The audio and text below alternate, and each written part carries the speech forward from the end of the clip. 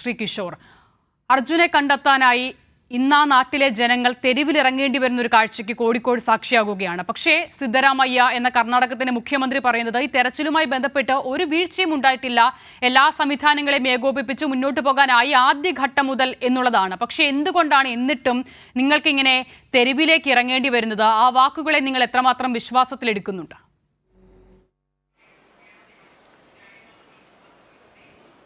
ആ വാക്കിനെ തീരെ വിശ്വാസത്തിലെടുക്കാൻ വേണ്ടി സാധ്യമാവുന്നതല്ല. 16-ാം തീയതിയാണ് അർജുനെ കാണാതെയാവുന്നത്.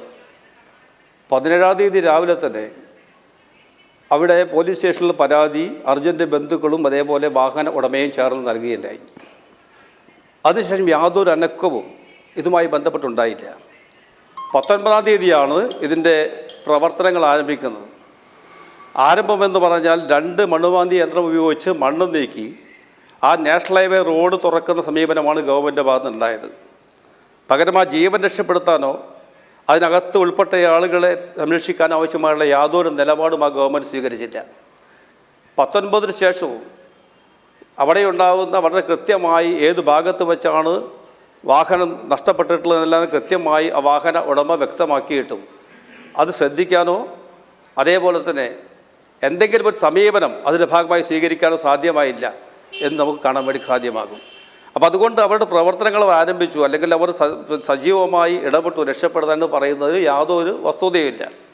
ഇത് തന്നെ നമ്മുടെ കേരളത്തിലെ ഗവൺമെൻറ്റിൻ്റെ ഇടപെടലിന് ശേഷം കേരളത്തിലെ മാധ്യമങ്ങളെല്ലാം തന്നെ ഒരു വലിയ വിഷയമാക്കി ഇത് ഉയർത്തിക്കൊണ്ടുവന്ന ശേഷം മാത്രമാണ് ഈ പ്രവർത്തനങ്ങളിലേക്ക് ഗവൺമെൻറ് ശ്രദ്ധ വരുന്നതെന്ന് മാത്രമല്ല, നമുക്കറിയാം അതിൻ്റെ സന്നദ്ധ പ്രവർത്തനത്തിന് വന്നിട്ടുള്ള രഞ്ജിത്തിനെ ഉൾപ്പെടെ അവിടേക്ക് പ്രവേശിപ്പിക്കാതിരിക്കാനാണ് ശ്രമിച്ചത് കാണാൻ വേണ്ടി കഴിയും.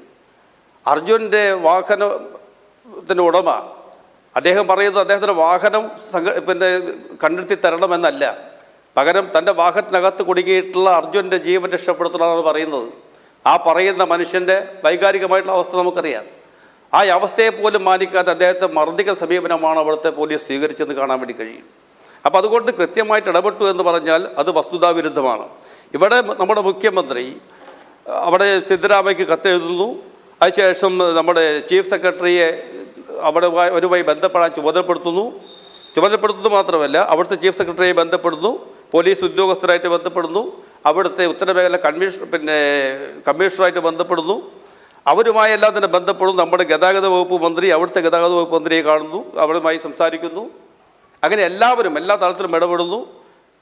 കാസർഗോഡ് ജില്ലാ കലക്ടറെ എല്ലാം തന്നെ ഇടപെടാൻ വേണ്ടി ഏർപ്പാടാക്കുന്നു. കോഴിക്കോട് ജില്ലാ കലക്ടർക്ക് ഏകോപനത്തിന് ചുമതല കൊടുക്കുന്നു.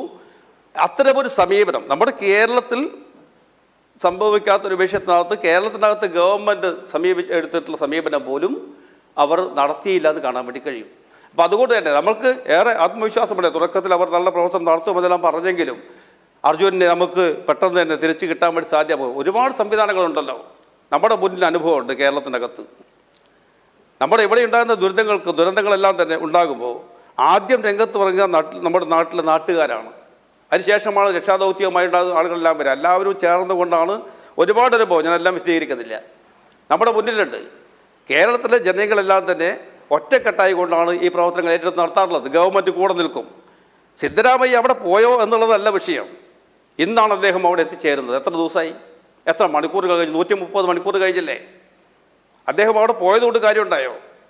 അദ്ദേഹം പോയത് തെറ്റിനർത്ഥത്തിലെല്ലാം പറയുന്നത്. അദ്ദേഹം പോയത് കൊണ്ട് അതിനെ ഏകോപിപ്പിക്കാൻ വേണ്ടി പറ്റുമോ? അവിടെ തന്നെ നിന്നുകൊണ്ട് തന്നെ ഒരു ഭരണാധികാരി എന്നുള്ള നിലക്ക് അവിടെയുള്ള എല്ലാ സംവിധാനങ്ങളെയും ഏകോപിപ്പിക്കാൻ അദ്ദേഹത്തിന് സാധ്യമാകും. അവിടുത്തെ ജില്ലാ ഭരണകൂടത്തിൻ്റെ നിലപാട് എന്തായിരുന്നു? യാതൊരു അർത്ഥത്തിലും മനുഷ്യജീവനെ സംരക്ഷിക്കാൻ ആവശ്യമായിട്ടുള്ള ഒരു സമീപനം അവിടെ നിന്നുണ്ടായിട്ടില്ല. മെനയാന്ന് വരെ ആശ്വാസത്തോടു കൂടെ നോക്കിക്കണ്ടിരുന്ന ഈ ആളുകൾ, ആ കുടുംബം പോലും ഇന്ന് ആശങ്കയിലാണ്. വിശ്വാസത്തിലെടുക്കാൻ അവർക്ക് സാധ്യമാവില്ല. അതുകൊണ്ടാണ് അവസാനം കരസേന വേണമെന്ന് നിർബന്ധം പിടിച്ചത്. കരസേന വന്നിട്ടുണ്ട്. എന്തിപ്പോൾ പ്രതികൂലമായിട്ടുള്ള കാലാവസ്ഥയുണ്ട്. നോക്കുക, നിങ്ങൾ ഓരോ മണിക്കൂറും നഷ്ടപ്പെടുത്തുകയല്ലേ? വൈകുന്നേരമാകും, രാവിലെ മുതൽ വൈകുന്നേരം വരെ ജോലി ചെയ്ത് അവസാനിപ്പിക്കുകയല്ലേ? പിറ്റേന്ന് രാവിലേക്ക് വെക്കല്ലേ? എത്ര മണിക്കൂറുകളാണ് നഷ്ടപ്പെട്ടത്? അപ്പോൾ അതുകൊണ്ട് കൃത്യമായി ഇടപെട്ടു എന്ന് പറയുന്നതിന് യാതൊരു വസ്തുതയുമില്ല എന്നാണ് ഇതുമായി ബന്ധപ്പെട്ട് പറയാനുള്ളത്. അതാണ് ഈ തെരച്ചിലുമായി ബന്ധപ്പെട്ട് അർജുനുമായി ചേർന്ന് നിൽക്കുന്ന ആളുകൾക്ക് ഈ ഘട്ടത്തിലുള്ള ആശങ്ക.